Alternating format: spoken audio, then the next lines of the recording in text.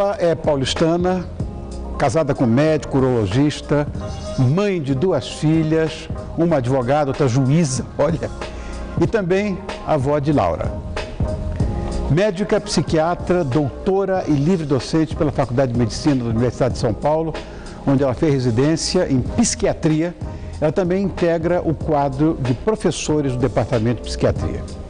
Em 1993, fundou e passou a coordenar o Programa de Estudos em Sexualidade, que é o ProSex, do Instituto de Psiquiatria do Hospital das Clínicas aqui de São Paulo.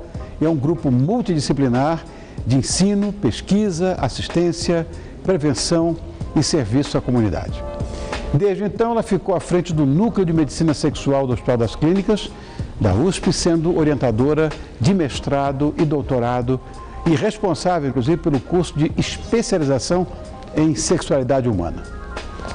Em 2000, coordenou um dos mais abrangentes estudos sobre o comportamento e as dificuldades sexuais do brasileiro, um projeto que foi ampliado e atualizado em 2003. Coordenou ainda, em 2006, amplo estudo nacional sobre envelhecimento, saúde geral, dificuldades sexuais. E, em 2008, a pesquisa Mosaico Brasil, que mapeou o comportamento afetivo sexual de nós outros brasileiros. É membro do Educational Committee da International Society of Sexual Medicine. Ela também é membro honorário da Sociedade Brasileira de Urologia. Publicou dezenas de artigos em periódicos nacionais e internacionais e se apresentou em centenas de eventos de psiquiatria, medicina sexual, urologia, ginecologia, endocrinologia e outras especialidades. Especialidades, inclusive, médicas e de saúde. Ela é autora de 8 livros, entre os quais a gente pode destacar 3, que é o Descobrimento Sexual do Brasil, Sexo pode ser menos mito e mais verdade, e da depressão à disfunção sexual e vice-versa. Além dessas obras, ela também é responsável por dezenas de capítulos em livros sobre diversos aspectos da sexualidade, sobre medicina sexual, psicologia médica, psicoterapia, integrando o corpo editorial de periódicos científicos e colegiados da Faculdade de Medicina da USP e outras instituições. Então, mediante esse currículo aqui exemplar, é com muito carinho, com muita alegria, que mais uma vez eu tenho o prazer de receber esta competente e bonitinha em nosso perfil especial dessa noite. A professora doutora Carmita Heleno Najar Abdo. Nossa, é muito nome, Carmita. É muito nome. Tá bom, meu amor, obrigado. Muito obrigada. Por ter vindo, é sempre uma alegria.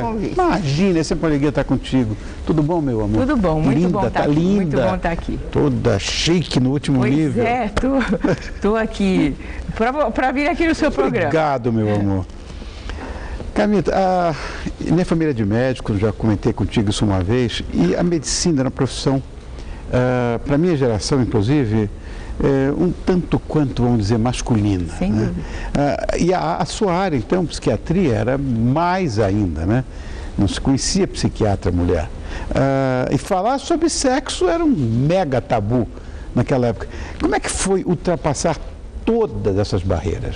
Você sabe que eu não senti grande dificuldade. Eu acho que os homens sempre foram muito generosos, pelo menos os amigos com quem eu convivi, as pessoas que eu tive próximo, sempre me consideraram uma parceira e eu acabei adotando, sem sombra de dúvida, um jeito de ser e de pensar muito objetivo, que eu aprendi com os homens e me sinto muito à vontade entre eles. Eu acho que com isso a gente acabou fazendo uma parceria bem interessante. E acho que o que a gente não pode deixar é de saber que é mulher e que tem que ser diferente, tem que se colocar de uma forma diferente do que o homem, porque relacionar-se competitivamente sem ter uma identidade, eu acho que é o que acirra um relacionamento que não é positivo. Então, adorei ter feito medicina numa época em que a medicina começava a se tornar uma especialidade, uma carreira que as mulheres podiam pleitear.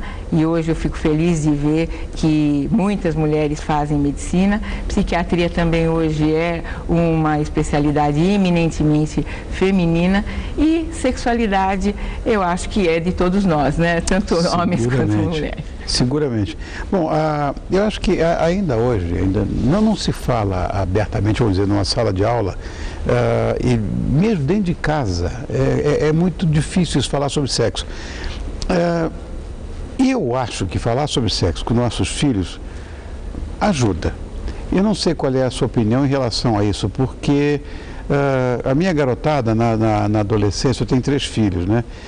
Eu conversava, porque no mínimo, gravidez indesejada ou doenças sexualmente transmissíveis, eu deveria deixar um alertinha, pelo menos.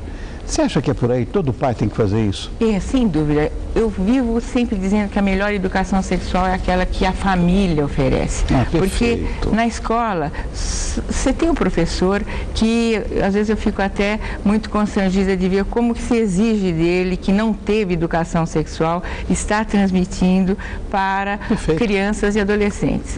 E na família, você sabe como é seu filho, quais são os pontos fortes, quais são os pontos fracos, você vai dar a educação na medida da possibilidade dele assimilar, mas o pai e a mãe precisam estar também preparados e desmitificar, né, o sexo. Não pode ser um sexo todo cheio de tabus que eu vou transmitir para o meu filho muito preconceito.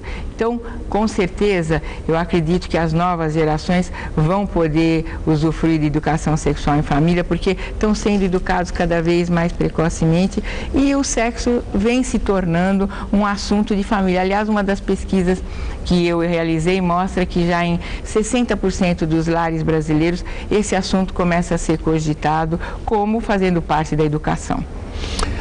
Eu estou aqui com uma ficha falando que documentos revelam que em 2009, eu fiquei assustadíssimo, morreram 1.800.000 pessoas em decorrência de doenças relacionadas à AIDS. Em 2004, uma data usada como base de comparação, né, pelos técnicos, a AIDS matou 2.100.000 pessoas. Agora, nos últimos anos, por causa dos tratamentos avançados, eu acredito que as pessoas não estejam ligando muito como antigamente. Eu acho que perderam o medo da AIDS. Eu não acho isso legal. Acho que as pessoas estão confundindo, né, a possibilidade de ter um certo controle medicamentoso com cura. Exato. E estão se descuidando. E isto é muito mal e realmente a AIDS ainda é um flagelo, ainda não se conseguiu a cura, pode se controlar. Que bom que hoje as pessoas podem viver com a AIDS, não tanto como antes, que morriam muito precocemente, mas os cuidados precisam continuar. E não é só a AIDS que mata como doença sexualmente transmissível. Nós temos várias delas e as pessoas não se cuidam e o número de parceiros, quanto maiores e quanto mais efêmera for a relação, sem eu conhecer nada da outra pessoa, mais exposta eu estou. Então ninguém pensa muito nisso. É compreensível, né? Mas é inadmissível que as pessoas não se preocupem com o sexo protegido, que é, sem dúvida, camisinha, preservativo. Não adianta a mulher, por exemplo, tomar a pílula e achar que está se protegendo. Ela está se protegendo da gravidez, mas não está se protegendo das doenças sexualmente transmissíveis, que a imensa maioria delas, boa parcela, mas nem na totalidade, o preservativo protege. Mas é uma proteção bastante eficiente e é a única da qual nós dispomos em todas as relações. Não é assim, bom, agora que a gente já tem uma certa familiaridade, então a gente pode abrir mão do preservativo. A mulher especialmente confunde parceiro fixo com exclusividade, né? Ele não necessariamente está tendo um relacionamento exclusivamente com ela. E ela também hoje é importante. A coisa hoje da mão e contramão. A mão e contramão. Hoje muitos homens também imaginam que estão diante de uma parceira que é exclusivamente com ele que ela faz sexo e não necessariamente isso acontece. Um amigo meu, íntimo, e descobriu, depois de uma separação dramática, que a mulher tinha 16 parceiros. Pois é. Nem toquei em assunto nenhum de DST com ele. Mas existem outras doenças foráides, né, que levam a óbito, né? Então, nós podemos pensar que a hepatite pode levar, e às vezes as pessoas não imaginam. Nós temos hepatite B, né? Hepatite B. Nós temos que pensar também que o herpes pode levar a mulher a ter câncer, não todos os tipos, mas alguns deles. E a medicina procura desesperadamente a cura de todas essas doenças, porém, né, nós não conseguimos ainda chegar num ponto de solução para tudo isso. E então é desagradável falar disso, é desagradável misturar sexo com esse assunto, mas é a realidade. Claro. Existe uma coisa que para mim, Carmita, é uma falácia, talvez eu deva ter então a cabeça feminina, não sei, é bastante possível. Mas eu ouço muito isso, homem faz sexo, mulher faz amor. Eu vejo essa garotada à noite na balada, as meninas dizendo, beijei 40, já vi isso, 40 anos, e transam com todo mundo.